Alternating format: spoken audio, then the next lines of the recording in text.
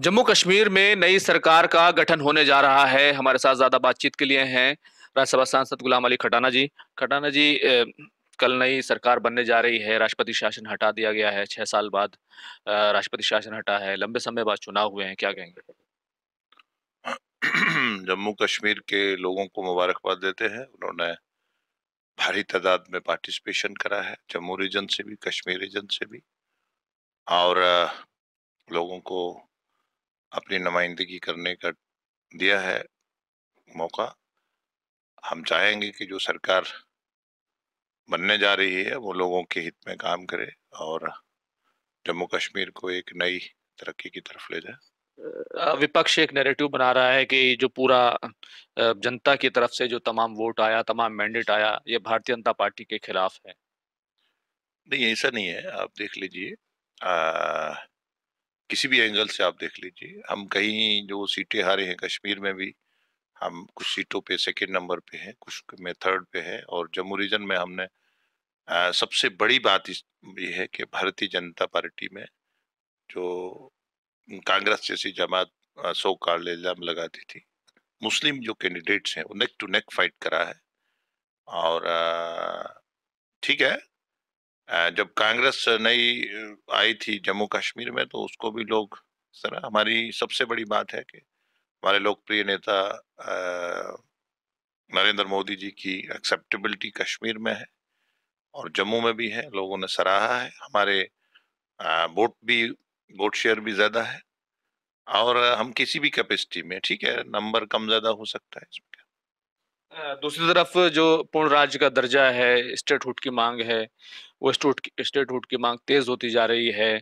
P Chidambaram से लेकर उमर अब्दुल्ला तक सभी लोग ये कह रहे हैं कि पूर्ण स्टेट जो है, स्टेटहुड जो जम्मू कश्मीर को मिलना चाहिए। और उमर अब्दुल्ला ने यहाँ तक कहा कि उनके जो पहला रेजोल्यूशन आएगा अ, ऐवान में, असेंबली में, वो जो स्टेटहुड को लेकर होगा। ये देश के वजीर आजम, वजीर दाखिला ने कई मौकों पर कहा है कि हम टाइम पे, अप्रोप्रिएट टाइम पे स्टेट का दर्जा देंगे। अब वो आप उसमें से ही और पॉलिटिकल नर्सरिंग करना चाहते हैं तो उनको ही मालूम होगा क्यों कर रहे हैं। आपको लगता है कि पॉलिटिकल नर्सिंग हो रही है, ड्रामा हो रहा है क्या ये? कुदरती बात है, जब उनके पास कोई नंबर ही नहीं है कोई डिसीजन डिसाइड करने का, तो कई जो है बड़े बड़े चेहरे हैं, कल वो वहां पर शामिल होने जा रहे हैं सरकार में। तो ये जो सरकार बनने जा रही है, जाहिर सी बात है, उसके बाद तमाम चीजें वैसी नहीं रहेंगी जैसी अब तक थी। नहीं, ऐसा नहीं है। हमने कोई पॉलिटिकल नर्सरिंग नहीं करी है। हम कोई सियासी कर नहीं करा लोगों का। हमने बेस्ट दिया है पिछले 10 सालों में। अल्दो गवर्नर रूल था, बीच में थोड़ी सरकार भी रही है। नरेंद्र मोदी जी ने और देश के वजीर दाखिला ने कोई कसर, और वहाँ के एलजी पर कोई कसर नहीं छोड़ी है लोगों के हित के लिए, irrespective of caste, creed, religion, region, सब रीजन्स। और मैं अक्सर बोलता हूँ, आयुष्मान जैसी स्कीम जो है मुस्लिम मेजोरिटी इलाका है उसमें ही है, और देश में तो इकोनॉमिक वीकर सेक्शन के लिए है, वो तो सबके लिए दिए है।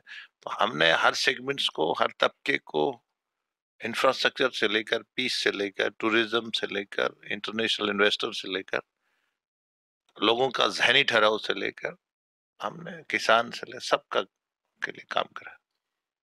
एक अलग सवाल, जेपीसी की मीटिंग हो रही है, आप भी अटेंड कर रहे हैं। विपक्ष की तरफ से बहुत सारे सवाल उठाए जा रहे हैं। कल एक बड़ा विरोध भी आया और बहुत सारे विपक्षी जो मेंबर्स थे वो उठ कर चले गए।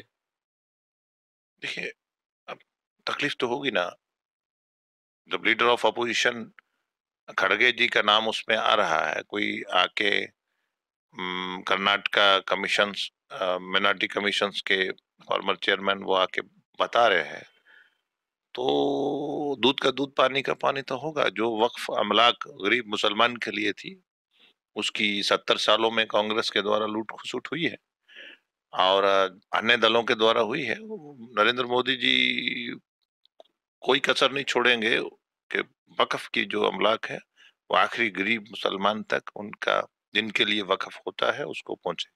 लेकिन विपक्ष तो ये कह रहा है कि जो जेपीसी के नियम होते हैं उनको तोड़ा जा रहा है। नहीं, नियम की कौन सी बात है। नयम कहाँ से? मतलब आप ऐसे एक्सक्यूज, लेम एक्सक्यूज, जो जिसने लूट को शूट करी है, तो ये कौन सा वो है? काहे के लिए जेपीसी, काहे के लिए अमेंडमेंट की जरूरत पड़ी? 2024 वक्फ एक्ट की जरूरत क्या थी? यही तो जरूरत है कि वो इतना बड़ा इदारा है। आज आप हमारे वैष्णो देवी ही देख लीजिए, आज उसका यूनिवर्सिटी है, उसका कैंसर अस्पताल है। मुसलमानों के इतनी बड़ी वक्फ, कहते सबसे ज्यादा बड़ी प्रॉपर्टी है। कितने बड़े यूनिवर्सिटीज बनाई, कितने बड़े हॉस्पिटल्स बने, कितना इंफ्रास्ट्रक्चर बना है, कितना सराय बना लोगों की फैसिलिटी के लिए, क्या बना, कहाँ है प्रॉपर्टी? तो ये इसीलिए तो उसको लाया जा रहा है कि उसमें ट्रांसपेरेंसी लाई जाए, अकाउंटेबिलिटी लाई जाए। ठीक है, अपोजिशन मुखालिफत करती है, बीजेपी ये करेगी वो करेगी, उससे हम नहीं डरते। हमारा एक ही मकसद है प्राइम मिनिस्टर साहब का, कि इसमें ट्रांसपेरेंसी और अकाउंटेबिलिटी फिक्स करी जाए जिसने लूट को सूट करी है। बहुत बहुत शुक्रिया बात करने के लिए। खुर्रम शहजाद, न्यूज़ 18, दिल्ली।